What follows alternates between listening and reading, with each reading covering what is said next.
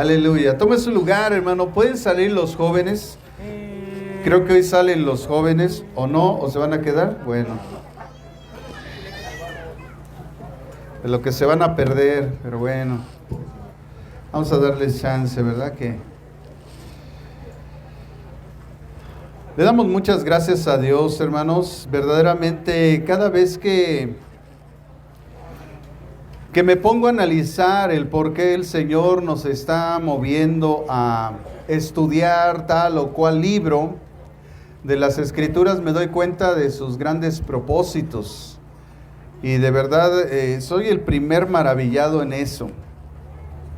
De cómo hemos venido estudiando los libros de la Biblia, ¿verdad? En los días miércoles, a través del apoyo de los pastores que están conmigo en la iglesia, estuvimos viendo la primera carta a los Corintios, la segunda, estuvimos viendo también el libro de Gálatas, Efesios, Colosenses, Tesalonicenses, y los libros que no habíamos tocado, había sido el Apocalipsis, el libro de los Hechos.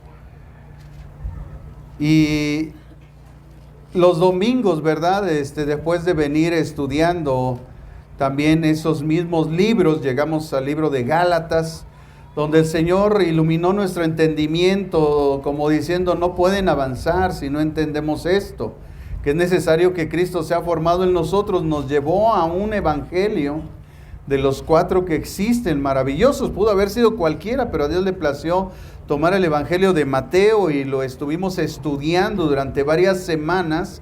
La semana pasada fue la última semana que analizamos el evangelio de Mateo, y después nos lleva a este hermoso libro, maravilloso ya de por sí, y que el Señor ha tenido a bien que lo estudiemos. Y me refiero, hermanos, al libro de Apocalipsis. Hoy vamos simplemente, hermanos, a considerar cosas importantes para el correcto estudio de este libro que es Apocalipsis. Estas consideraciones son muy importantes, de verdad. No podemos nosotros estudiar si no consideramos esto. O sea, quiere decir que ni siquiera la introducción hoy vamos a dar. Ahorita solamente son las consideraciones. Es aquello donde el predicador se tiene que detener y decir, antes de esto tengo que saber esto, para entonces sí empezarnos a introducir, ¿verdad?, al Apocalipsis, y empezar después de esa introducción a tocar versículo por versículo, ir estudiándolo. Es una maravilla, nos deja asombrados, porque además debería ser el libro actual de estudio en todas las iglesias, porque estamos en los tiempos finales, por los acontecimientos que se están dando, y porque sabemos que el estudio de este libro trae muchísimas bendiciones al pueblo de Dios. Muchísimas bendiciones. Usted no tiene la idea de todas las bendiciones que el Señor proclama y declara y hace manifiestas en la eternidad para la iglesia de Jesucristo, siendo el énfasis principal de este maravilloso libro Cristo. Vemos acontecimientos catastróficos, sentencias, juicio a la humanidad incrédula que no ha querido creer en Jesucristo, pero no debemos de permitir que se pierda que el énfasis de este libro es la revelación de Jesucristo. Así que yo quiero que me acompañe al primer versículo, porque a través de este versículo vamos a empezar a considerar estas cosas tan importantes. Así es que hoy he titulado antes del intermedio, ¿verdad?, las consideraciones importantes para el correcto estudio de Apocalipsis. Consideraciones importantes para el correcto estudio de Apocalipsis. Y dice Apocalipsis capítulo 1, Apocalipsis capítulo 1, versículo 1.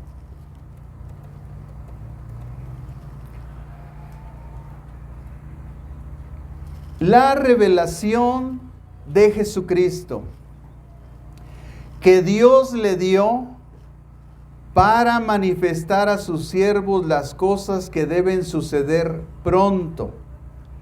Y la declaró enviándola por medio de su ángel a su siervo Juan. Amados hermanos, desde el momento que empezamos a leer el Apocalipsis, como cuando leemos cualquier libro de la palabra de Dios, sabemos que estamos conscientes de la gran responsabilidad que tenemos y que de hecho oramos a Dios que Él sea quien nos guíe en nuestras enseñanzas. Algo es seguro, hermanos.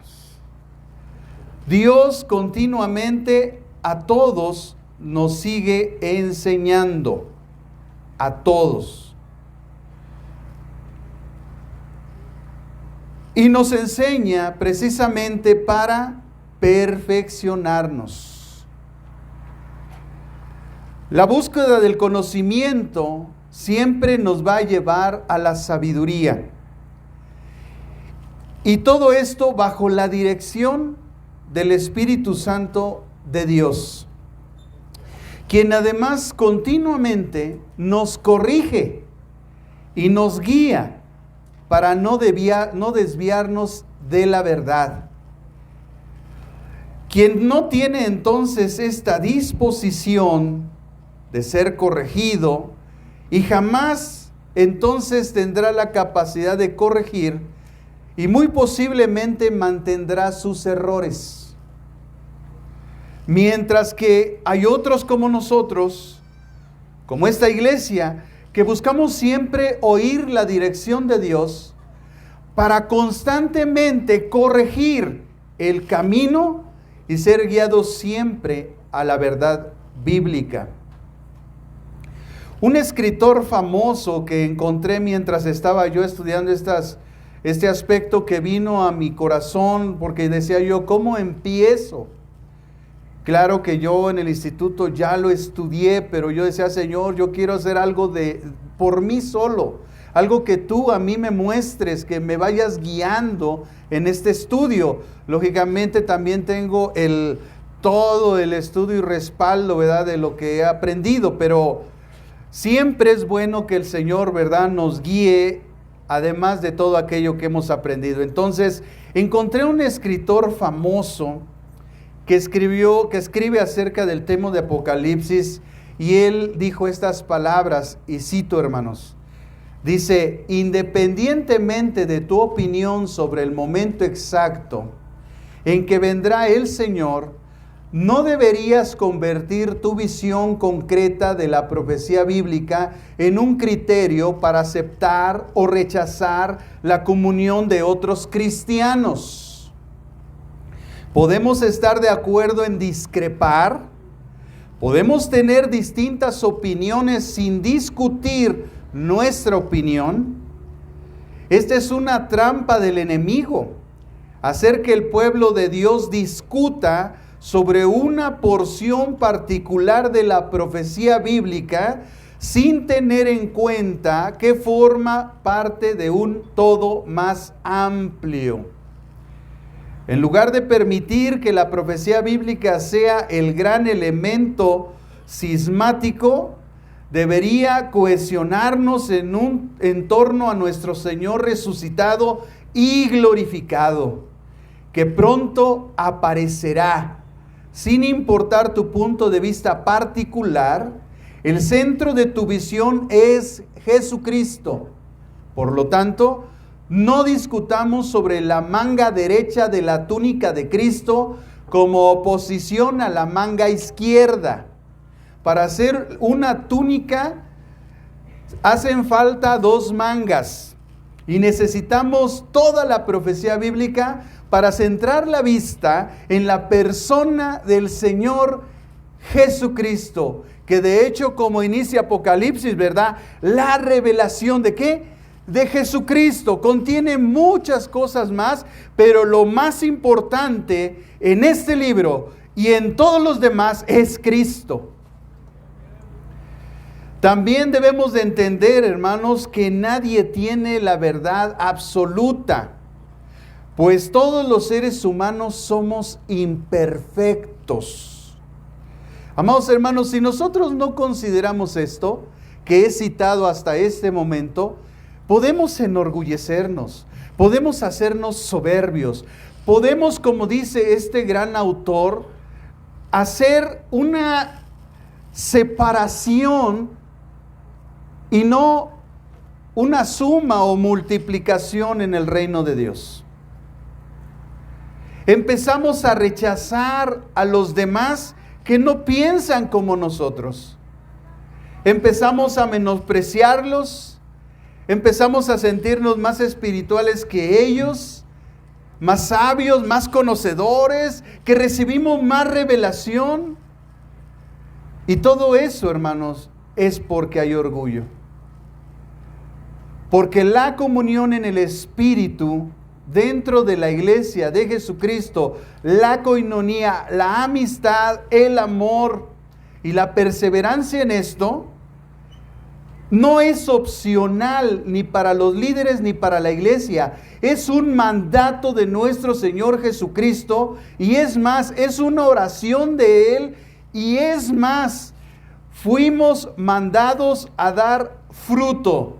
Y parte del fruto señalado por Dios es que en esto conocerían que somos sus discípulos, en que nos amamos los unos a los otros, no en que nos rechazamos por las diferencias teológicas que tenemos, sino que nos amamos los unos a los otros, y eso enmarca quién es un verdadero siervo de Dios, quien además en este libro precisamente es señalado o enviada este libro para los siervos de Dios. Porque más adelante dice la revelación que dio a Juan a sus siervos. Es decir, que un aspecto fundamental es que aquellos que tienen el carácter de siervos, para ellos es este escrito, a los cuales ya de por sí les dice bienaventurados, doblemente felices o doblemente bendecidos. Hay una doble bendición para los que estudiamos este libro y en los que lo recibimos siendo siervos de Dios. Sin duda, hermanos, todos los siervos de Dios, de verdad yo lo sé, todos nos esforzamos para aprender, para mantener y para enseñar sana doctrina en nuestra iglesia. En el Salmo 25, si quiere acompañarme al Salmo 25, versículos del 4 al 5, el salmista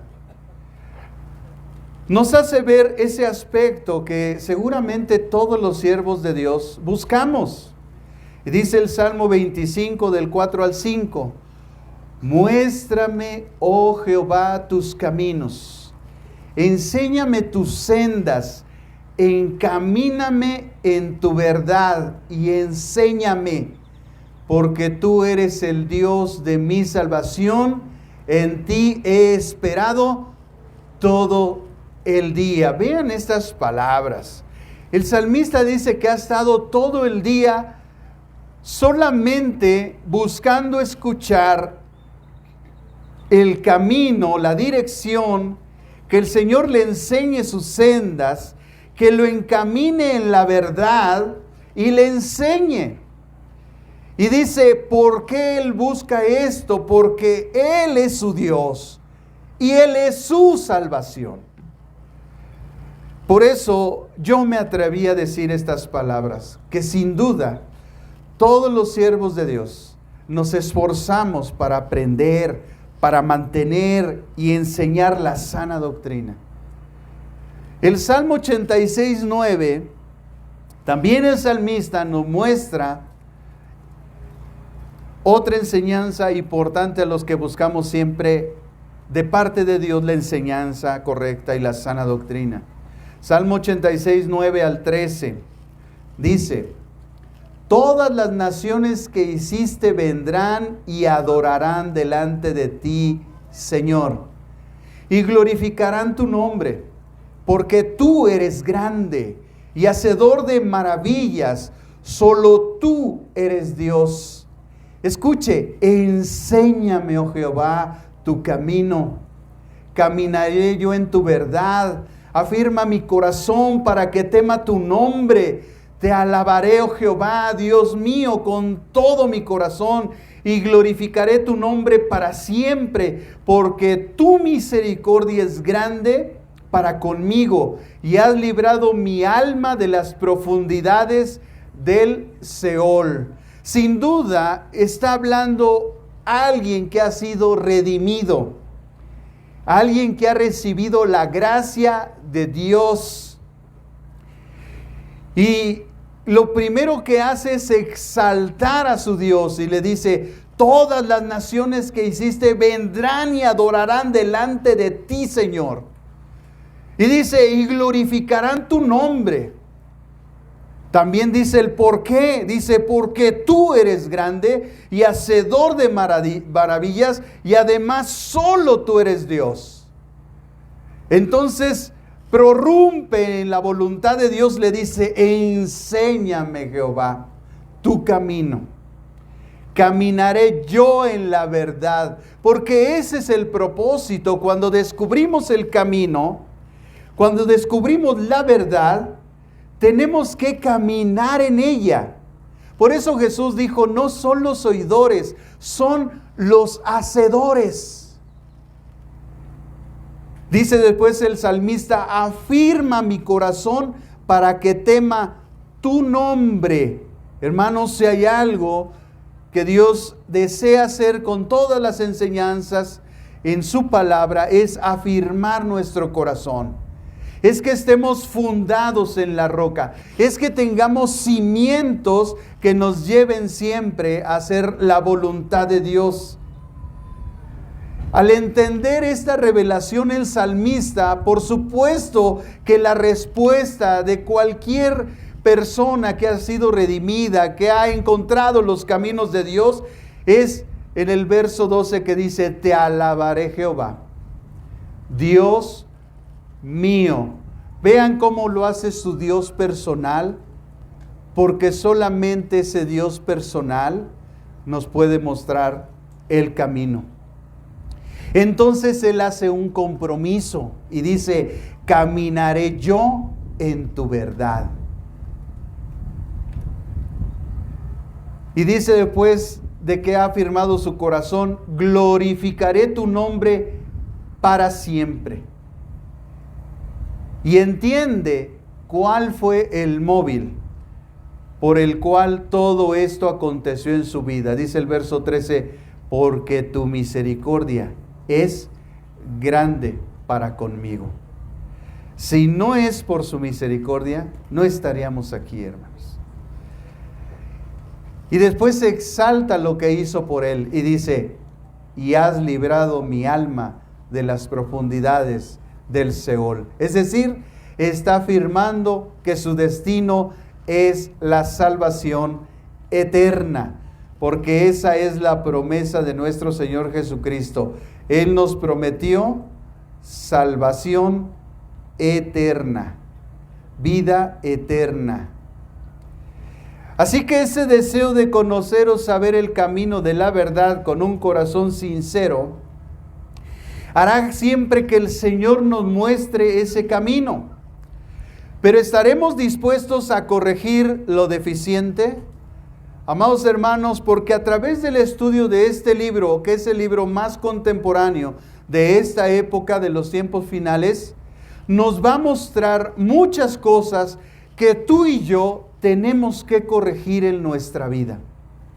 Que si fuera poco, todas las enseñanzas de Jesús y todo el evangelio mostrado y revelado por sus apóstoles que hemos estudiado, si fuera poco, todavía Dios hace un llamado a reconvenir el camino en su último escrito, porque no solamente es el último libro de la Biblia, fue el último libro que fue canonizado. Aunque había dudas de su canonicidad, gracias a Dios en los concilios, aunque había gente, ¿verdad?, que testimonio en ellos, el Espíritu Santo usó a esas personas para que este canon quedara completado y finalizado con este libro. Y el último libro que se aceptó como canon de la Biblia precisamente fue el Apocalipsis. Y esto, hermanos, no es casualidad. Ahí es donde vemos siempre la mano de Dios. Así que la pregunta es, ¿estaremos dispuestos a corregir lo deficiente? Pues continuamente, hermanos, debemos ver si vamos por buen camino. Y continuamente debemos de pedirle al Señor que nos guíe a Él. Todos los pastores, creo yo, al menos pienso que así debería de ser, después de un tiempo que va caminando la iglesia, siempre hacemos un alto para analizar todo lo que hemos hecho, cómo lo hemos hecho, qué resultados hemos tenido, y ver si estamos en el camino correcto o reconvenir nuevamente para volver al camino, porque a veces tendemos por nuestra imperfección y a veces porque nos guiamos por nuestros sentimientos o nuestras capacidades o conocimientos teológicos, y sin darnos cuenta, no voluntariamente quiero aseverar eso porque no sea que alguien se vaya a ofender al escuchar esto que digo, no voluntariamente tendemos a desviarnos del camino. Por eso siempre tenemos que hacer un alto y pensar cómo han pasado las cosas a la iglesia. Como cuando llegamos a un jardín y vemos qué flores están floreciendo y empezamos a quitar toda la mala hierba que probablemente creció dentro de ella. Así debemos de ser los pastores. Buscar, hacer un alto y buscar aquello que probablemente está deteniendo la obra de Dios, o que está prohibiendo que haya una fructificación correcta en la obra de Dios. Así que, hermanos, como ya sabemos, el Apocalipsis es este último libro y es el consumador de los libros sagrados en las Escrituras, del nuevo pacto. Eso es importante señalar, del nuevo pacto. Dicen que el Apocalipsis del Antiguo Testamento es el libro de Daniel. Bueno, yo no voy a discutir eso lo dicen los eruditos, hermanos. Así que vamos a aceptarlo. Y en el Apocalipsis ese es el libro, ¿verdad?, del nuevo pacto, que fue anunciado por Jesús, este nuevo pacto, en la Pascua. Nosotros ya estudiamos Mateo capítulo 26, versículos del 26 al 27, cuando dice, esta es la copa del nuevo pacto que haré con vosotros en mi sangre, ¿verdad? Así es que el nuevo pacto fue sellado con la sangre de Cristo. Dígame usted entonces, ¿quién lo puede romper? Nadie, absolutamente nadie. A través de Mateo, hermanos, vimos a un Jesús manso y humilde de corazón. Lo vimos como el Cordero de Dios que quita el pecado del mundo. Vean, le voy a resumir el Evangelio de Mateo, del pecado del mundo, pero al mismo tiempo lo vimos como el rey que anunciaba o inauguraba un reino con su manifestación, demostrando con su condición de rey con señales y prodigios, haciendo un llamado al arrepentimiento y exhortando a la gente a volverse a Dios. Lo vimos también como el sacrificio de la expiación en la cruz, también resucitado de los muertos por el poder del Espíritu Santo y anunciando el reino venidero, ascendiendo al cielo, proclamando su regreso y por último dando la gran comisión a sus discípulos y siervos diciendo, vayan y prediquen el evangelio a todas las naciones, bautizándolos en el nombre del Padre y del Hijo y del Espíritu Santo. Así que después de haber dado mandamientos por obra del Espíritu Santo, como lo describe Lucas, ascendió al cielo, confiado, sentándose en su trono, confiado de que sus discípulos harían la obra encomendada. pues no los iba a dejar solos. Les enviaría al Espíritu Santo, al Espíritu de verdad, el cual los guiaría en toda esta labor y les daría las señales y los prodigios anunciados antes por él en Marcos capítulo 16, diciéndoles: en mi nombre echarán fuera demonios, sanarán los enfermos, y aunque comieren cosa mortífera, nada los dañará. Bueno, esas señales, como ya somos testigos y lo atestigua el libro de los Hechos, sucedieron con los apóstoles. Así que el Señor Jesús, hermanos, como usted ve, siempre ha confiado en su pueblo. Y nosotros somos parte de esa confianza de Dios. Pero ahora en Apocalipsis lo vemos revelado como el Rey y Señor glorificado. Él ya no está mansito, ya nada de eso, ya nadie se va a aprovechar de él, hermanos. En el libro de Apocalipsis usted va a ver a un Jesús como Rey y como el Dios glorificado, con todo su poder, su gloria y toda su deidad y todos los ángeles y todo el reino de Dios a su servicio. Muchos entonces, hermanos, estudian Apocalipsis y no lo entienden porque es un libro dado a aquellos que tienen el carácter de siervos, como lo anuncia diciendo, ¿verdad?, la revelación de Jesucristo que Dios le dio para manifestar a sus siervos. Entonces, los que tienen el carácter de siervos son aquellos a los que es enviada esta carta. Y los siervos somos aquellos que llevamos a cabo la comisión de ir y predicar el Evangelio. Para algunos autores, el libro de Apocalipsis es para alentar a los creyentes a prepararse y a mantenerse firmes en esta era que conduce a la segunda venida del Señor, que es la esperanza bendita. Cuando usted escucha un predicador que diga la esperanza bendita o la bendita esperanza, usted va a saber que es la segunda venida del Señor. Se refiere a la segunda venida del Señor. A lo largo de la historia, hermanos, vemos que muchos sin preparación bíblica fundamental han abusado de las profecías. ¿Y sabe por qué? Porque estudiar este libro se debe de hacer a un nivel de estudio de doctorado, no menos. Deben de haber ya fundamentos sólidos, históricos en todos los aspectos, de materias, ¿verdad?, históricas, de materias de formación, no solamente del carácter de la persona, sino de la visión del Evangelio, del discipulado, que es de ser discípulos de Cristo, además de las ciencias teológicas, ¿verdad?, cristianas, no étnicas, no de teologías étnicas o denominacionales, sino sistemáticas, de doctrina cristiana, porque dentro de la teología cristiana, una de ellas es la teología sistemática, que es la que nosotros estudiamos. Entonces hay muchas teologías, los católicos tienen teólogos, los testigos de Jehová, los mormones, todas las sectas, pero esas son teologías étnicas. No son teologías orientadas a Jesucristo, aunque usen la Biblia.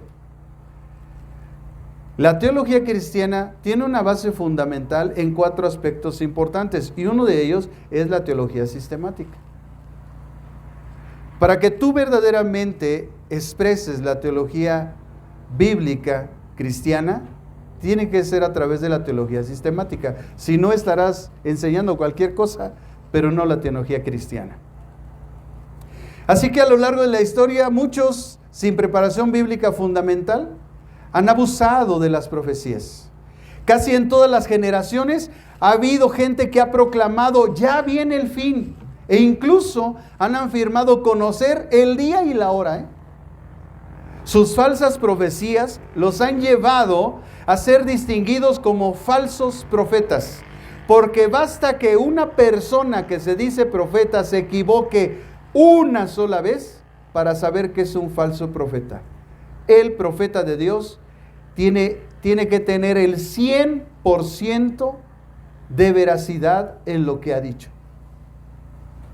Por eso Nostradamus es un falso profeta, porque el 60% de sus predicciones están equivocadas. Y las 40 que supuestamente él dijo fueron acomodadas porque no están claras. Pero Jesús, lo que dice Jesús es bien claro. Clarísimo, hasta detalles da. Así que muchos han caído, hermanos, bajo las garras de estos falsos maestros. Como por ejemplo, hermanos, en la antigüedad había unos compadres, llamado uno William Miller, Nelson Barbour y Charles Taze Russell. Al último solo van a reconocer porque es el fundador de la secta de los Testigos de Jehová. Pero la Biblia nos enseña, hermanos, si usted me quiere acompañar a Deuteronomio 13, del 1 al 5. Deuteronomio 13, del 1 al 5. Está precisamente hablando Dios nuestro Señor. Y vean lo que nos enseña. Y le enseñó al pueblo de Israel, que es fundamento también de nosotros. Dice Deuteronomio 13, del 1 al 5. Cuando se levante en medio de ti profeta o soñador de sueños, vean, hermanos, si usamos la gramática, vean lo que dice: cuando se levantase en medio de ti profeta o soñador de sueños, o sea que para el caso es lo mismo. Por eso yo le digo, tenga mucho cuidado con lo que sueña, ya no coma hamburguesas en la noche porque va a estar soñando tonterías. Fíjense cómo tiene que ser medida esta gente, hermanos. Aquellos que dicen, yo soñé. Bueno, cuidado, hermano. Cuando tú estás metido en estas cosas, cuidado. Cuidado, porque este va a ser tu peso, ¿eh? O sea, Dios te va a medir con esta vara. Dice, y te anunciaré señal o prodigio. Y si se cumpliere la señal o prodigio que Él te anunció, diciendo, vamos en pos de dioses ajenos que no conociste y sirvámosle. Hermanos, porque las falsas profecías siempre están orientadas a una adoración que no es a Dios. Recuerden que en los sueños podemos tener 3 influencias. Cuando nos cenamos una hamburguesota, ¿verdad? Y soñamos quesadillas. Cuando el enemigo está metiendo ahí cuestiones, sembrando semillas en la mente de las personas, y la palabra de Dios, pero resulta que la tercera cosa ya fue excluida. ¿Por qué? Porque Dios, dice Hebreos 1, habiendo hablado de muchas formas, de muchas maneras, en otros tiempos, a través de sus siervos, los profetas, hoy nos ha hablado a través de su Hijo. Una mejor traducción del griego de esa frase, a través de su Hijo, es en Hijo. En Hijo. Es decir, que Dios tomó la forma de Hijo y a través de esa forma nos habló. Y esto es maravilloso, porque por eso sabemos que Jesucristo es Dios. Nos habló en Hijo. Y dice que Hebreos, que ahora nosotros tenemos este libro, que es el que debemos de estar atentos, como Pedro también ratifica en 2 de Pedro, y dice que tenemos la palabra profética más segura. La pregunta es siempre, ¿más segura que qué? Pues más segura que los sueños y lo que una persona te puede decir, así te dice el Señor. Más seguro que eso está esto, hermanos, la palabra de Dios, la Biblia.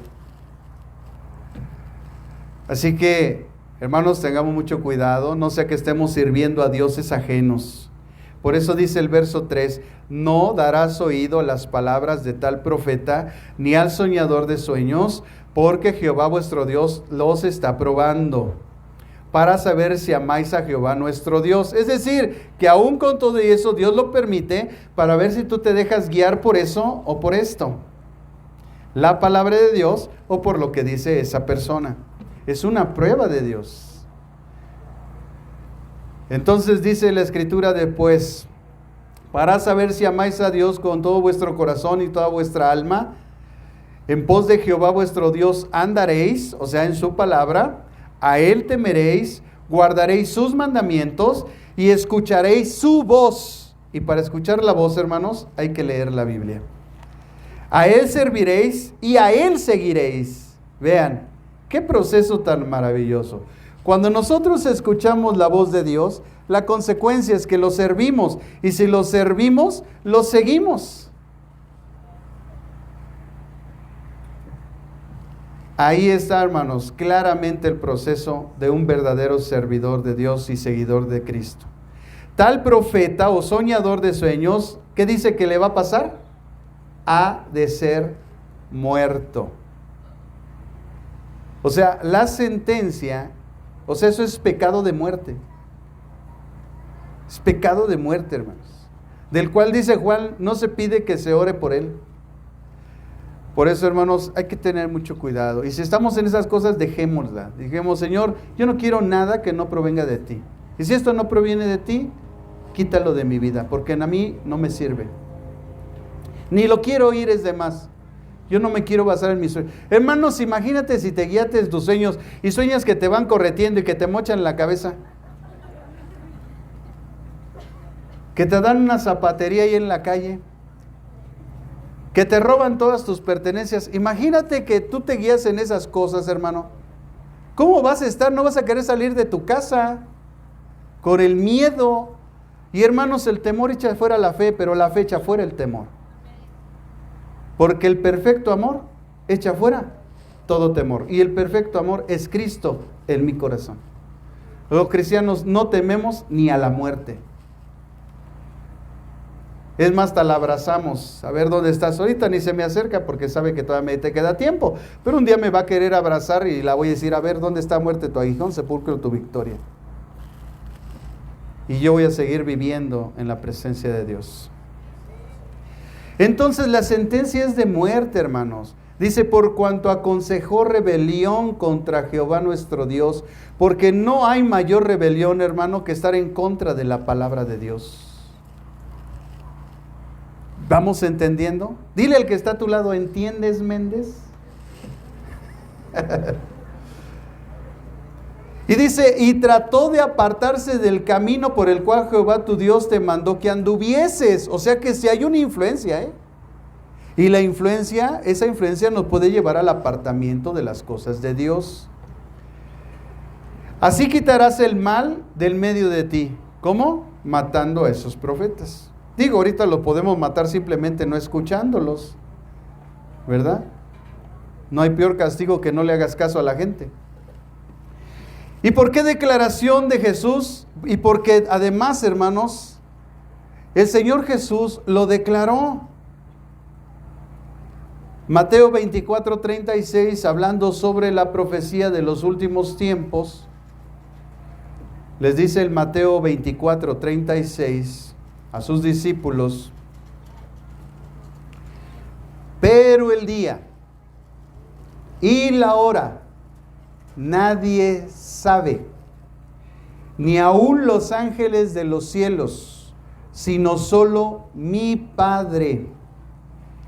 Así que tristemente, algunos predicadores parece que buscan salir en primera plana del periódico, de las noticias, del internet, por alguna red social, como los primeros que predijeron con exactitud la venida del Señor. Hermanos, no entendiendo unos principios importantes. Que cuando Dios no nos revela lo que está en su soberana potestad, nosotros no tenemos que estarle rascando porque vamos a llegar a especular. Y al especular vamos a ser guiados al error. Y por querernos sentir más sabios que los demás, más teólogos, más conocedores, más espirituales, estaremos en un error. Y más tarde que temprano se mostrará que somos falsos maestros o falsos profetas. Un autor reconocido, hermanos, en el área de la escatología bíblica, y no digo nombres porque nunca me gusta exaltar los nombres, sino lo que Dios hace con ellos. ¿Cómo los usa? Escribió esto: a Dios, el arquitecto de las edades, le ha parecido bien hacernos partícipes de confianza respecto a su plan para el futuro. Y ha revelado su propósito y su programa en detalle en la palabra. Una porción grande de las Escrituras se dedica a la profecía más que a cualquier otro asunto. O sea, en la palabra la profecía, hermanos, es número 1.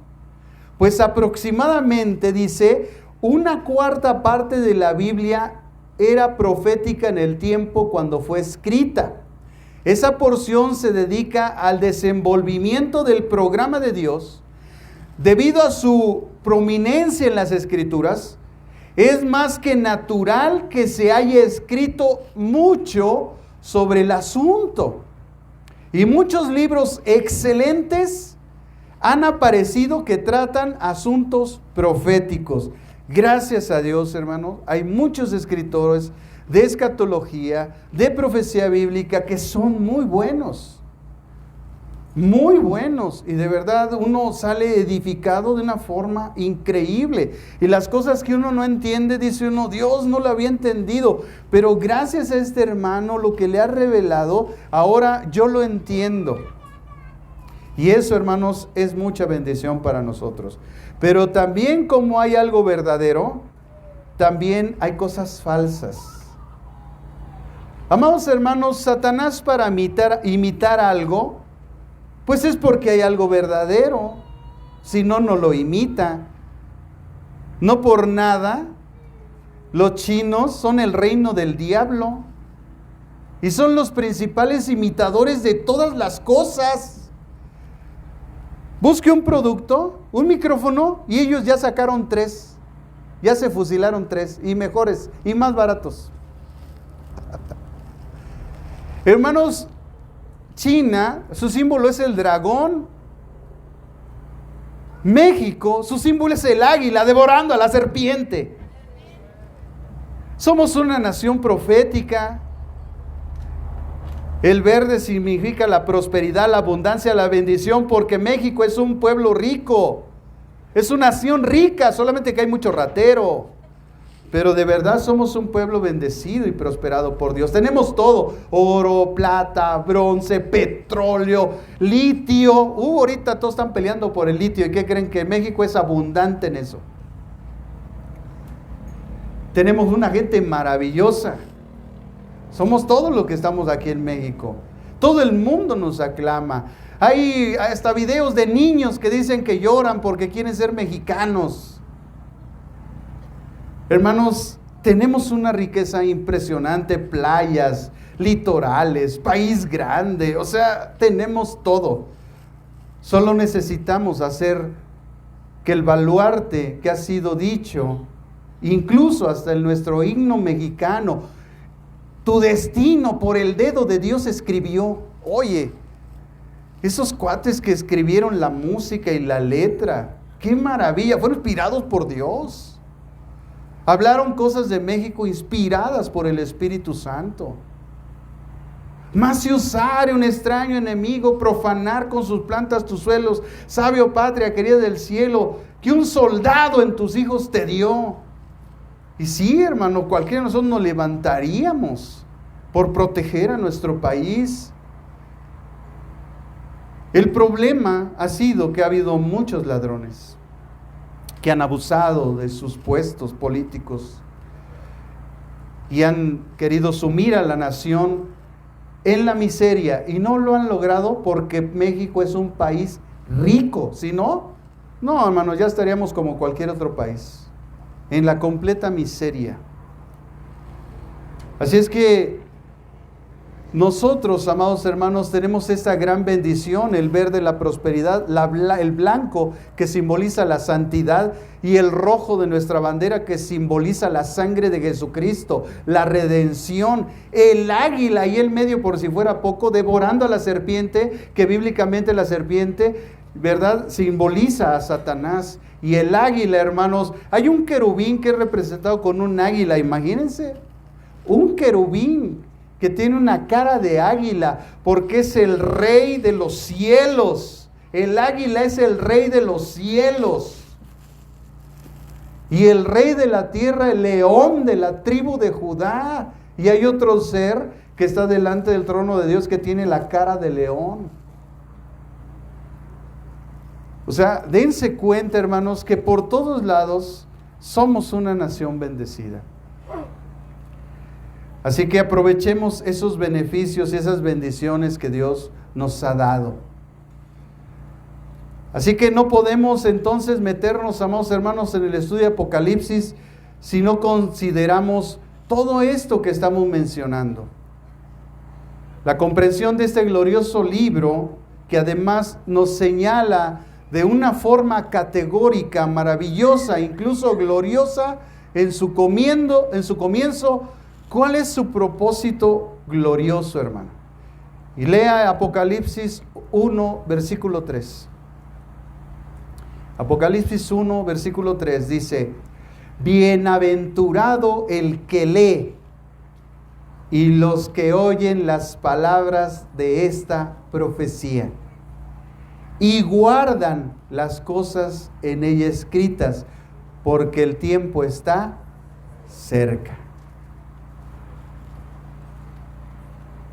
Qué glorioso, hermanos, que el Señor termine su libro, ¿verdad? Empezando desde el Génesis, mostrándonos cómo el mundo fue creado, cuál fue el propósito del Señor poner el mundo, el ser humano en la tierra, revelándonos que hay otros seres como los ángeles, que un día algunos se rebelaron y tuvieron un castigo.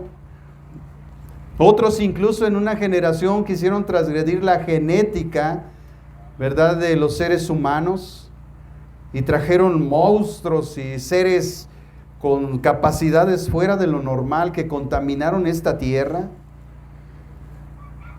Cómo el pecado llegó al ser humano y contaminó todo, hasta los animales, la tierra y los propósitos de Dios en el ser humano. Y cómo Dios envía a su Hijo Jesús en una obra redentora para salvar de una forma gratuita por su misericordia, dándole su gracia y su amor para su salvación. De ahí las palabras de Pablo: ¿quién escapará a esta salvación tan grande? Y Dios enfoca todo ese propósito, ¿verdad?, en su pueblo, en una nación que después hace nacer a través de Abraham, que vivía en Ur de los Caldeos, y que de esa nación trae a Abraham, al cual le da 3 promesas maravillosas, las cuales se convierten, son ampliadas y se convierten en 5 pactos. El último, el nuevo pacto, que es sellado con la sangre de Cristo, anunciado por el Mesías, proclamado por el Mesías Jesucristo, sustentando su capacidad de Mesías con milagros, prodigios, sanidades, liberaciones, resucitaciones, o sea, impresionante, y dando la encomienda a sus discípulos de proclamar ese evangelio, esa buena noticia. Porque la buena noticia no es vivir una vida moral. La buena noticia es que Cristo murió por nuestros pecados según las Escrituras, que resucitó al tercer día y que Él vive. Por eso los apóstoles nos dicen en sus escritos, principalmente Pablo en Gálatas, que si aún un ángel del cielo u otra persona nos anuncia un evangelio diferente, dice que no lo escuchemos, ni le digamos bienvenido. Esa palabra bienvenido en el griego significa que no aceptemos sus enseñanzas. Por eso cuando los testigos de Jehová vienen, no te están predicando de Cristo, ni te están anunciando de Cristo. Ese evangelio no es el de Jesucristo. Y esta semana me los despaché. Le dije, no por jactancia, hermanos, sino porque de verdad tenemos que defender la palabra de Dios. Y les dije, lo hubiera grabado para ponerles ahí cuando los testigos de Jehová se encuentran con una persona que sí conoce las Escrituras. ¿Cómo salen? Con la cola entre las patas. Y de una forma decente, hermano, de verdad, con amor, porque yo sé que se van directos al infierno. La gente que está ahí está sentenciada al infierno. Así de simple, categórico lo digo. Y les hablé con el fin, quizá el Espíritu Santo los trajera al conocimiento del Evangelio. Es que venimos proclamando el Evangelio, me dicen. Le digo, sí, ¿y cuál es el Evangelio? ¿En qué consiste? ¿En dónde está la proclamación del Evangelio en las Escrituras? ¿Lo sabes? Pues como los vi callados, dije, pues les voy a responder. Romanos 1 nos dice que es el Evangelio, que proviene de Dios, verso 1, verso 2, que es una promesa del Padre dada a su pueblo a través de los profetas, verso 3, que habla de Jesucristo. El Evangelio es hablar de Jesucristo. 4, que es poder de Dios para salvación. O sea, el propósito del Evangelio es que el poder de Dios traiga a salvación a la gente. Y además, que en el Evangelio la justicia de Dios se revele por fe y para fe, como está escrito, el justo por la fe vivirá.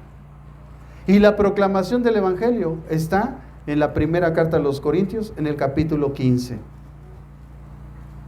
donde Pablo nos dice, porque yo he recibido lo que asimismo os he enseñado, que Cristo murió por nuestros pecados, que murió según las Escrituras y que resucitó según las Escrituras y que Él vive. Así es que eso es el Evangelio. Si tú me estás hablando de moral, de que me tengo que portar bien, porque eso fue lo primero que me presentaron. Les digo, o sea que la salvación que ustedes ofrecen es por las obras. Equivocados, porque Efesios 2, 8 y 9 dice, por gracia sois salvos, por medio de la fe, no por obras, para que nadie se glorie. Y bueno, ya no les digo lo demás que les dije, hermanos, pero fue bastante, ¿verdad? Y ya se querían ir y yo los agarraba, no te me vayas, déjate de espeluco completo, deja pollito, te quito todas las plumas. Le digo, lo siento, le digo, creo que hoy no fue su día, porque hoy encontré una persona que sí conoce las Escrituras y que sí predica a Jesucristo. Y lo siento, pero es que yo tal vez le esté hablando a la persona de ustedes que viene aquí entre ustedes, que es nueva, y le hago un llamado que se salga corriendo, porque va directa al infierno. Aunque le hayan dicho ahí adentro que el infierno no existe. Porque la más grande mentira del diablo es que él no existe y que no existe el infierno. Pues entonces comamos y bebamos, que luego moriremos. Entonces, ¿para qué me predicas tú una religión? Si no importa lo que hagamos, vamos a quedar volando en el limbo.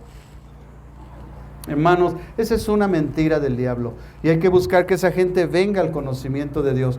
No les saque a hablar con ellos. Estudie lo que es el Evangelio y enséñeles qué es lo que ellos deben de predicar. Y si no lo predican, como está escrito, hermanos, son anatemas. O como dice la segunda carta del apóstol Juan en el verso 9, que leímos la semana pasada, cualquiera que no persevera en el Evangelio de Jesucristo no es de Dios, no tiene al Padre ni al Hijo. Porque ellos dicen que tienen al Padre, pero pues tampoco no tienen al Hijo. Entonces están en un grave problema, hermanos. Así que la proclamación de este maravilloso libro de Apocalipsis es: bienaventurado el que lee y los que oyen las palabras de la profecía. Amados hermanos, desde ya que empezamos en el versículo 3, ¿verdad? Aunque todavía no lo estamos viendo con detalle, ya estamos viendo cosas muy importantes. Desde ya, en este momento, recibe la bendición de Dios para tu vida.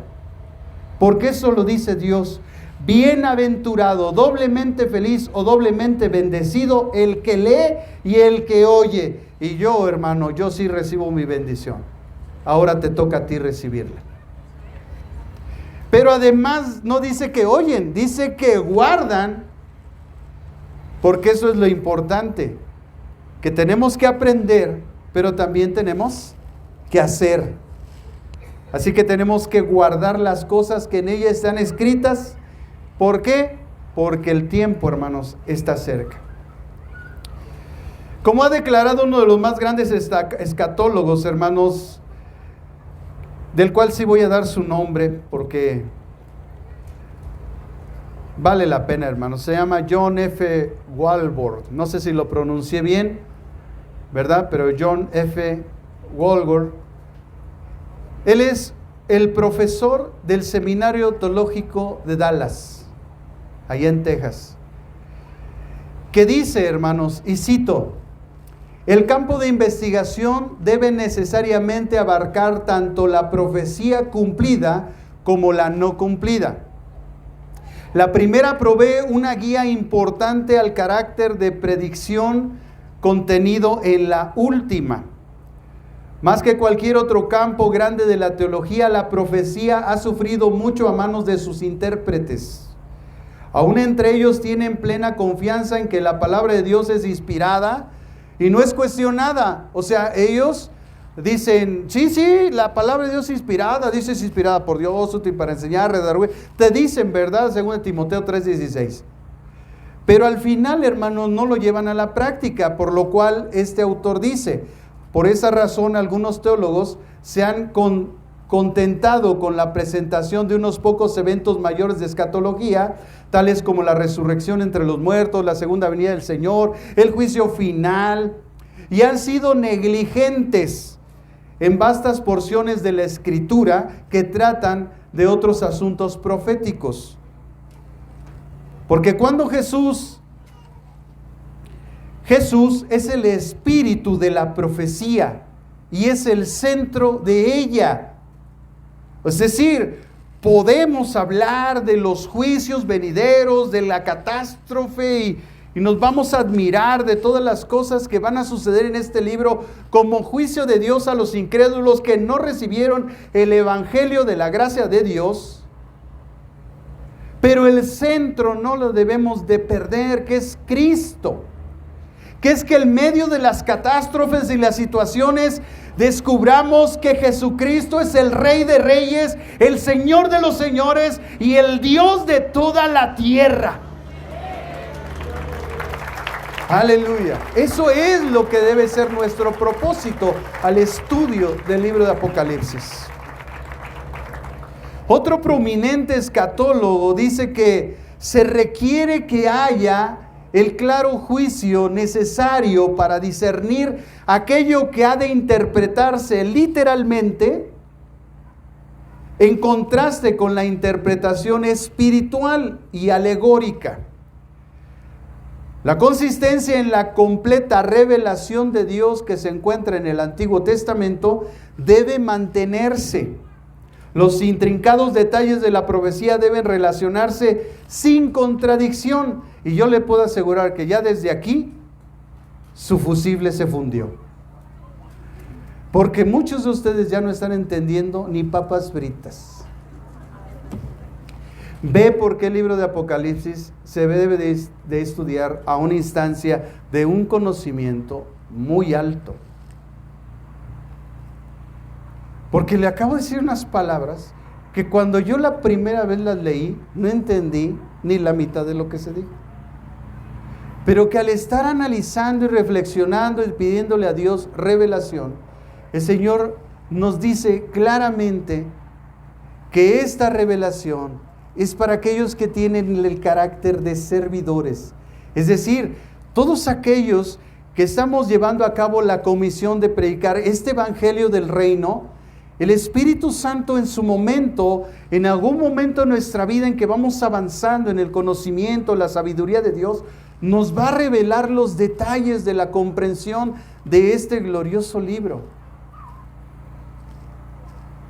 Dice también este autor, una marcada diferencia debe observarse entre aquello que está cierta y claramente revelado y aquello que aún está oscuro, porque hay cosas que no vamos a entender por mucho que le rasquemos.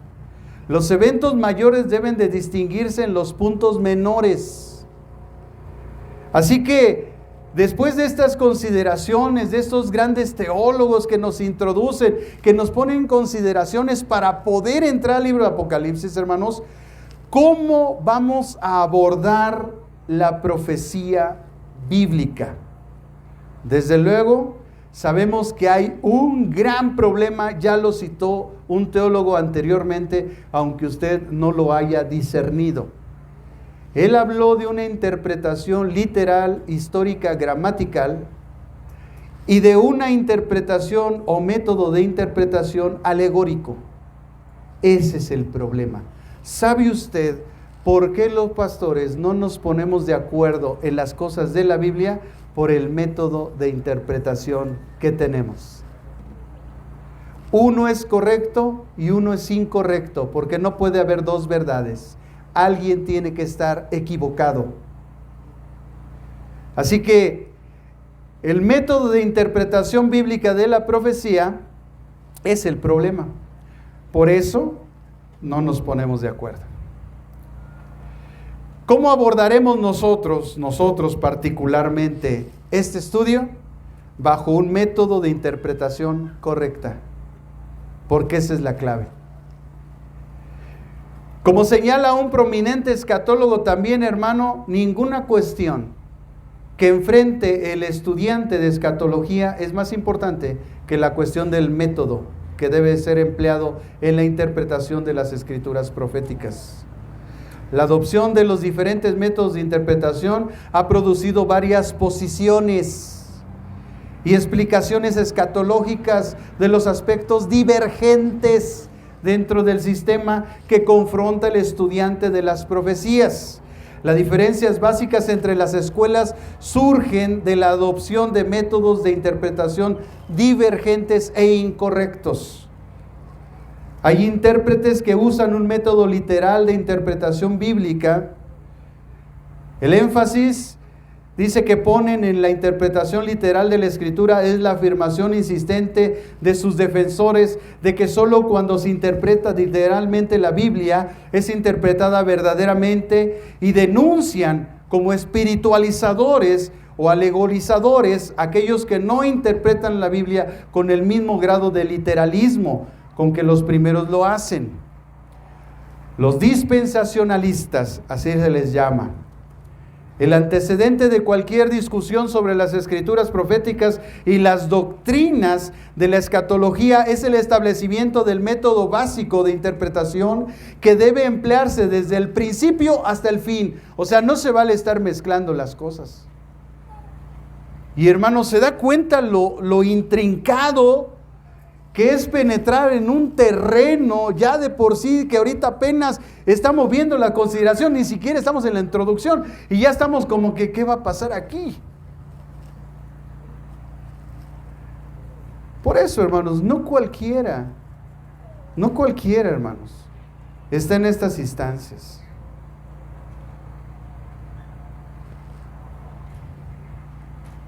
El antecedente de cualquier discurso sobre las escrituras entonces proféticas y las doctrinas de escatología es el establecimiento del método.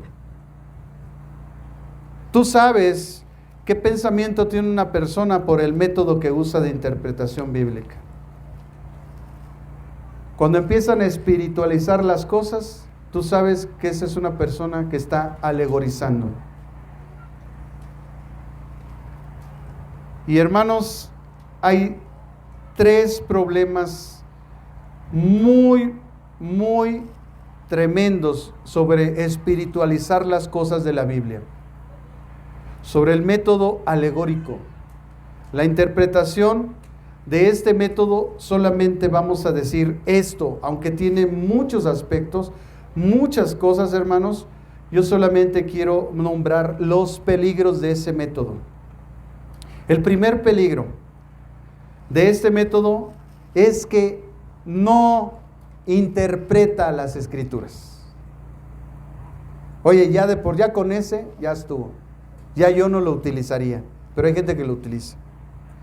Su práctica es hacer caso omiso del significado común de las palabras y dar lugar a toda suerte de especulación fantástica o de fantasía. No extrae el significado legítimo del lenguaje del autor, sino que introduce en él cualquier capricho o fantasía que algún intérprete desea. Como sistema, por tanto, se coloca fuera de todo principio de la ley de Dios. Wow. El segundo peligro de este método es que la autoridad básica de la interpretación cesa de ser de las Escrituras y pasa a ser de la mente del intérprete. Por tanto, la interpretación podría así ser torcida por las posiciones doctrinales del intérprete, ¿verdad? Porque si tiene una cierta denominación, una cierta enseñanza, y tiene ya ideas preconcebidas, cuando viene a interpretar, las acomoda a sus ideas preconcebidas, pero no a lo que realmente la Biblia, el autor bíblico, que es el Espíritu Santo, nos quiere enseñar.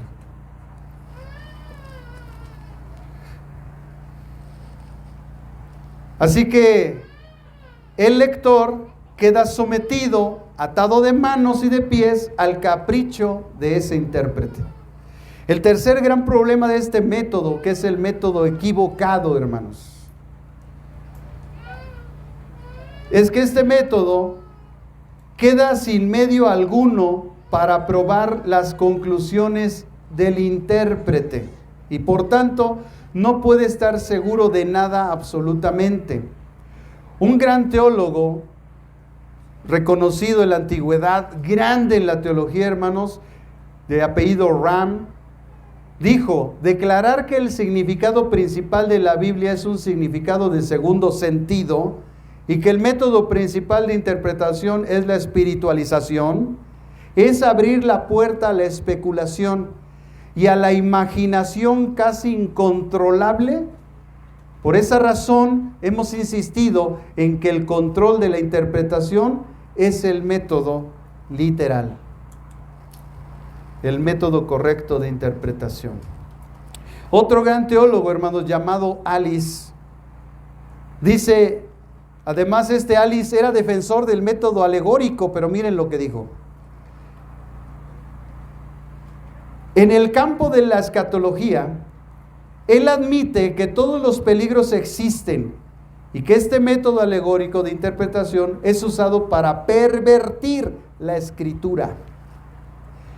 No me defiendas, compadre, dirían los teólogos esos, ¿verdad?, que usan ese método.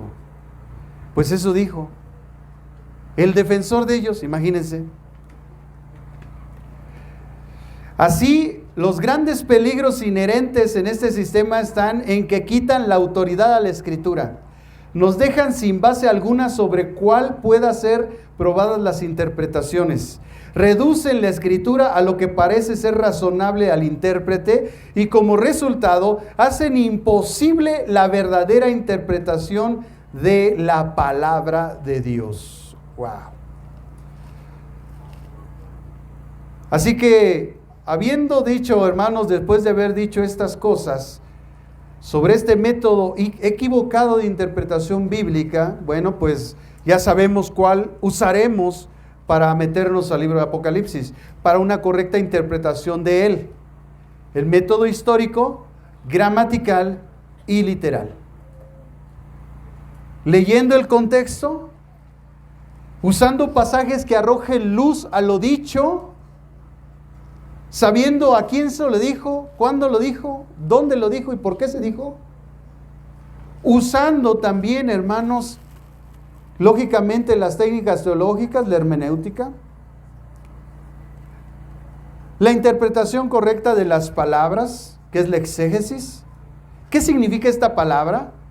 ¿Por qué fue escrita esta palabra en griego? ¿Qué significa? ¿Qué es lo que realmente quiso decir entonces Dios para una buena comprensión de las cosas? Eso es lo que se debe de hacer. Por eso usamos este método.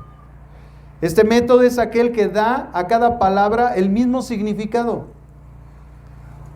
Un significado exacto que se le dará en su uso normal, ordinario, acostumbrado. Bien sea empleado en escrito, al hablar o al pensar. El significado debe de determinarse tanto en sus consideraciones gramaticales como históricas. Y que además, interpretar literalmente significa ni más ni menos que interpretar en términos de significación normal y usual. Cuando el manuscrito altera esa significación, el intérprete cambia inmediatamente su método de interpretación, ¿verdad? Porque encontramos que hay parábolas, hay hipérboles. Entonces, cuando encontramos eso, lógicamente nosotros cambiamos, porque ya ahí hay otra interpretación gramatical. Es algo normal. El significado literal de las operaciones de esta forma normal de todos los idiomas es algo importante, ¿verdad? Porque en los idiomas hay formas normales de traducir las palabras. No tenemos que inventar cosas. Todos los significados secundarios de documentos, parábolas, tipos, alegorías, símbolos, dependen para su propia existencia del significado literal previo de los términos, y la mayor parte de la Biblia tiene sentido adecuado cuando se interpreta literalmente. El enfoque literal no descarta ciegamente las figuras de dicción, como los símbolos, las alegorías, porque en el libro de Gálatas hay una alegoría dicha por Pablo, pero no debe de ser el fundamento para alegorizar toda la Biblia, porque él usó la alegoría no para establecer el método por el cual se debe interpretar la Biblia en Gálatas, sino que interpretó así de esa forma para enseñarnos cómo se deben de interpretar algunas cuestiones bíblicas, pero no todas.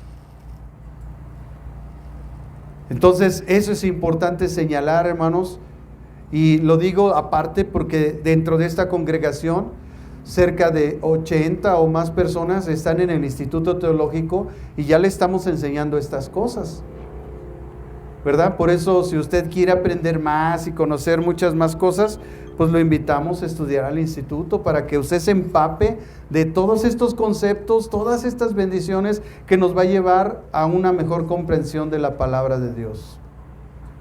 La inspiración entonces plenaria de la Biblia enseña que el Espíritu Santo guió a los hombres a la verdad y los apartó del error. Si esto fuera poco, el Espíritu Santo usó el lenguaje y las unidades del lenguaje común. Seguro hay un idioma en el cielo, pero ¿usted lo sabe? No, nadie lo sabe. Luego entonces, ¿por qué dicen que hablan lenguas del cielo si ni las conocen? ¿Quién las conoce? Hermanos, los ángeles, Dios mismo, Cristo mismo se hizo hombre y nos habló en nuestro idioma. O sea, Dios no le está buscando cosas intrincadas. Él nos reveló perfectamente su palabra en un idioma común. En ese tiempo, el hebreo, el arameo y el griego. Después se hicieron las traducciones, la primera traducción de San Jerónimo, la Vulgata Latina, del griego al latín. La traducción de la Biblia al inglés, ¿verdad? Por Martín Lutero. El escrito, ¿verdad? De la Biblia del oso. Maravillosas traducciones que lógicamente traen frases y palabras, fraseologías de la antigüedad y que ahorita pues no comprendemos. De ahí que se hacen revisiones y se traducen de tal manera que puedan ser comprensibles a nuestro tiempo, y hoy tenemos el lenguaje actual. La nueva traducción viviente, se la recomiendo, hermanos, úsenlas. La Reina Valera 1962 purificada, 1602 purificada. Hay otras traducciones, pero no todas son buenas, hay que ver. Porque también está la traducción de los Testigos de Jehová, toda transgredida, acomodada a sus sistemas de pensamientos de un líder satánico, masónico. Pero eso ya se les olvidó. Ya se quieren deslindar. No, ¿quién eres a John Russell? Pues que los fundó, padrino. El que puso la semilla en el árbol donde estás plantado. ¿No? Pero ¿quién quiere ser manzana podrida? Pues nadie. Y como no quiere decir, pues quiere podrir a los demás, pero pues no se los vamos a permitir. Porque la verdad y la salvación está en Cristo, no en la religión. Por tanto, hermanos, por cuanto Dios dio su palabra como revelación al hombre, es de esperarse que su revelación fuese dada en términos tan exactos y específicos que su pensamiento fuese comunicado. y comprendidos con exactitud cuando fueren interpretados de acuerdo a las leyes de la gramática, del idioma y la dicción. La Biblia fue escrita en 3 idiomas, hebreo, griego y arameo. Pues en esos idiomas y en esas dicciones Dios le pareció revelarnos su palabra. Hay un escritor muy famoso llamado Elvis Carballosa. Él dijo, y cito, hermanos: todavía hay quienes leen el Apocalipsis movidos más por las curiosidades que por el sincero deseo de conocer y proclamar el mensaje de dicho libro. ¿Cuál sería el mensaje de Apocalipsis? ¿Que te vas al infierno? No. Sí se van a ir algunos. ¿Quiénes? Pues los que quisieron. Porque en el que en él cree no es condenado, pero el que no cree ya ha sido condenado porque no ha creído en el unigénito Hijo de Dios. ¿Quién se va a ir? Pues el que no creyó. Pero el mensaje central de Apocalipsis es Cristo glorificado como Dios. El principal mensaje de Apocalipsis es que todos veamos que Jesucristo es Dios. Otro escritor famoso, hermanos, escribió en uno de sus libros en el que aborda el estudio de Apocalipsis, dice que debemos de tener cuidado de no permitir que el centro de nuestro estudio se aparte de Jesucristo. Y debemos mantener valientes la vista fija en el propósito central de la bendita esperanza, que es la venida de nuestro Señor, para no quedarnos atrapados en el cenagal de las trivialidades religiosas. Y también declaró que el propósito de la profecía bíblica no es de alarmarnos, sino de alertarnos en cuanto a los tiempos venideros para que nos preparemos para el regreso de nuestro Señor, porque Él está esperando una iglesia limpia, santa y sin mancha. Tenemos que rechazar el pecado a toda costa ya. No permitirlo en mi mente ni en mi corazón, menos en la práctica. Es un mensaje que debe de traer a nuestra vida de los creyentes consuelo y ánimo. Cristo viene. De ahí la expresión que él usó, la bendita esperanza. En un mundo, fíjese, en un mundo repleto, dice este autor, de todo tipo de incertidumbre, el creyente posee el consuelo de la bendita esperanza, que significa que Jesús pronto regresará. Y dice el autor, admito de antemano que la profecía bíblica es un campo fértil para las sectas religiosas y los embustes, y que ha sido perdición de muchos cristianos modernos. Las herejías asociadas con la profecía bíblica, sobre todo el libro de Apocalipsis, han incluido a muchos a apartarse por completo. Y además agregó categóricamente, después de leer muchos libros sobre la profecía y la revelación, he llegado a la conclusión de que algunos maestros de profecía creen que saben más sobre ella que el apóstol Juan. Me dio risa, hermano, disculpe, pero me dio risa cuando leí esto.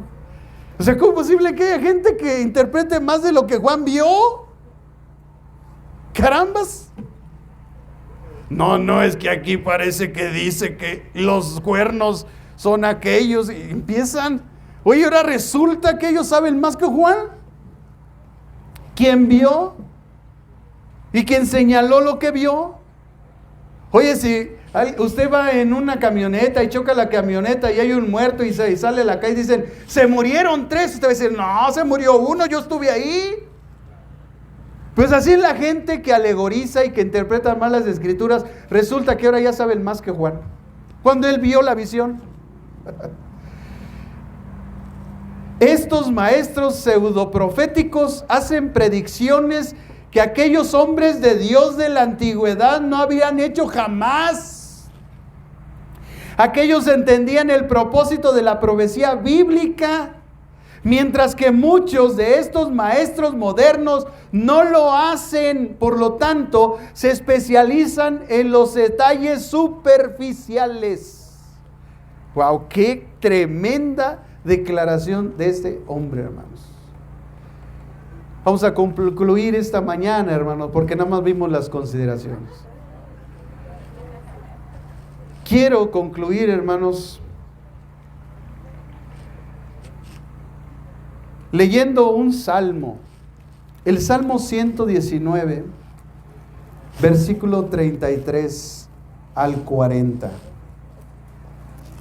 Es hermoso, hermanos. Yo creo que todos los pastores, cuando estamos estudiando y de repente el Señor nos lleva a un pasaje bíblico, nos llenamos de alegría, de gozo, de mucha bendición, porque empezamos a escuchar la voz de Dios de una forma impresionante. Y yo creo que todos los que hemos experimentado eso, habla a todos los pastores, de verdad nos debemos sentir muy gozosos siempre, como hoy yo me siento, hermanos.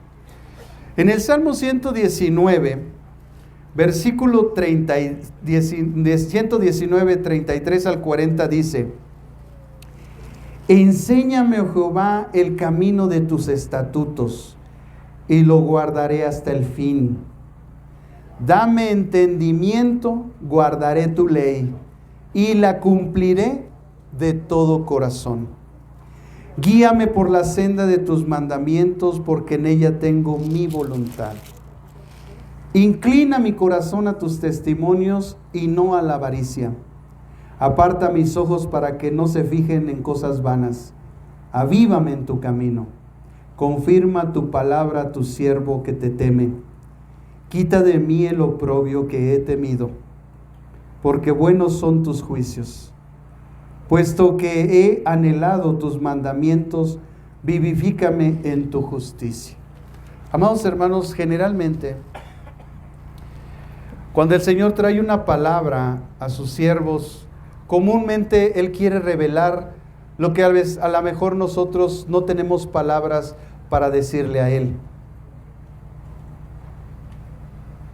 Y tal pareciera que estas palabras hubieran estado escondidas en mi corazón sin yo saberlas, pero que al estudio de este maravilloso libro y de empezar este estudio con ustedes, cuando yo las leí, entendí que había un reflejo lo que había en mi corazón, donde yo clamaba a Dios que me enseñara para poder enseñarles a ustedes la verdad correcta, de una forma correcta, porque tenemos esa responsabilidad. Esto es precioso, hermanos, porque me llamó la atención este salmo, este pasaje, y va a ver que esto es precioso. Supe que no había sido casualidad que Dios me ha llevado a este pasaje. Por esto, escuche esto. Esta parte del salmo corresponde a la quinta estrofa de la quinta letra del alfabeto hebreo, que es la H y la E. Esh o Ei, es decir, se pronuncia H-E-H o H-E-I, así se pronuncia, que significa ventana abierta. O sea, esto que proclamó en su momento, o se escribió y que estaba en mi corazón sin yo saberlo, Dios me estaba mostrando que había una ventana abierta a eso que yo pedía. Esta letra se identifica con el Espíritu de Dios, ya que su sonido no sale de la boca, sino desde nuestra garganta, como el aliento de vida. En esta quinta estrofa se está alabando las excelencias de la ley de Dios. En este largo poema didáctico que es el Salmo 119, que tiene 176 versos, que es llamado acróstico y que tiene 22 estrofas, que pertenecen a las 22 letras del abecedario judío. Cuando usted lee el Salmo 119, la primera usted va a ver arriba que dice Aleph, porque esa es la primera letra del abecedario judío y trae 8 estrofas. Y así las 22 letras, usted va a ver cómo cada nombre del Salmo 119 corresponde a una letra del alfabeto hebreo y cada estrofa, pero en especial la quinta es la que exalta la ley de Dios. Es la puerta abierta para todos aquellos que estamos buscando la verdad de Dios, la verdadera revelación, el propósito de Dios. El sentido más perfecto de los salmos, llamados acrósticos, es este. Enséñame, oh Jehová, el camino de tus estatutos, y lo guardaré hasta el fin. Dame entendimiento y guardaré tu ley, y la cumpliré de todo corazón. Guíame por la senda de tus mandamientos, porque en ella tengo mi voluntad. Inclina mi corazón a tus testimonios y no a la avaricia. Aparta mis ojos que no vean la vanidad. Avívame en tu camino. Confirma tu palabra a tu siervo que te teme. Quita de mí el oprobio que he temido, porque buenos son tus juicios. He aquí yo he anhelado tus mandamientos. Vivifícame en tu justicia. Un ejemplo, hermanos, de la importancia de la letra Hei en la Biblia es el cambio del nombre de Abraham. ¿Se acuerda de Abraham? Era Abraham, así, sin H. Y Sarai. Cuando Dios añade la letra Hei en el nombre de Abraham y Sarai, ahí en Génesis, quedando Sarash y Abraham, el término introduce esa letra que es el aliento de vida en el propósito de Abraham y de Sara. Wow. ¿Y cuál era? Su simiente, es decir, Cristo. Desde que Dios cambió el nombre a Abraham y a Sara, Él ya estaba viendo a su Hijo Jesús. ¡Qué precioso! De esa manera, el nombre de Abraham y de Sara se embelleció con la gracia de Dios. Porque la letra Hei simboliza la gracia de Dios. ¡Qué maravilloso! Por eso le dijo: tú serás bendición y en ti serán benditas todas las naciones de la tierra. ¡Wow! ¡Qué precioso es el Señor! No solo por lo que dice, hermanos, sino por el trasfondo del significado de todo esto tan hermoso, que es precisamente para el alma de los creyentes, porque nosotros que hemos creído en Cristo somos descendientes de Abraham, porque venimos y somos salvos por la gracia de Dios. Amados hermanos, en general, como se ve en las Escrituras, se enseñan dos cosas fundamentales: que el Señor vino para morir y regresará para reinar. Nuestra esperanza no radica en el hecho de que un día moriremos, sino en que Jesucristo un día regresará con toda su gloria, volverá a la tierra a reinar y a gobernar, y estaremos con Él reinando.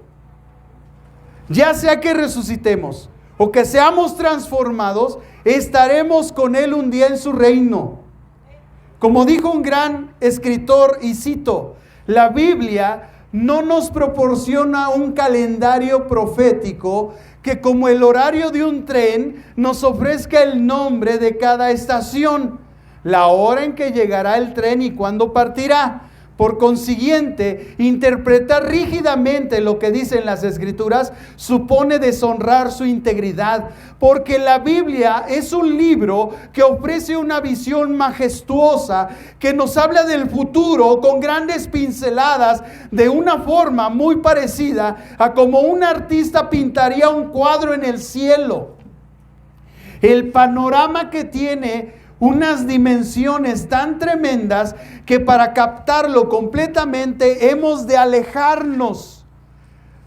Los detalles se pierden en la grandeza de la bendita esperanza del regreso de Jesús. A pesar de que no